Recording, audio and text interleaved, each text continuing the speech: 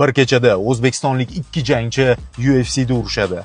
Kelayotgan shanba 25-iyul kuni Abu Dabida UFC Fight Night turnirining main event hamda co-main event janglarida hamyurtlarimiz Bogdan Guskov hamda Ramazon Temirov oktagonga ko'tariladi. Markaziy jangda Bogdan Guskov sobiq jahon chempioni Magomed Ankalayev bilan to'qnash keladi.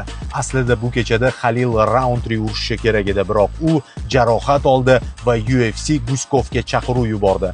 Bogdan qabul qildi va yarim og'ir toifaning eng xavfli pancheri bilan yuzma-yuz chiqadigan bo'ldi. Ikkinchi asosiy jangda esa Ramazon Temirov o'z qaytishini nishonlaydi. Unga ham UFC o'ta xavfli raqib berdi. Eng yengil vazn reytingining kuchli 10 taligida borayotgan Steve Ertsek.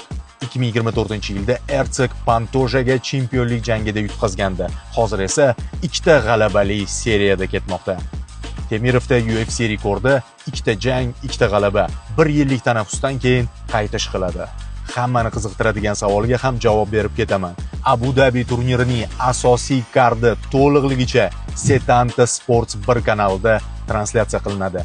21:00 dan boshlab janglarni sharhlab boraman. O'tgan gal savol beribsiz, Setantani qayerdan topsak bo'ladi deb.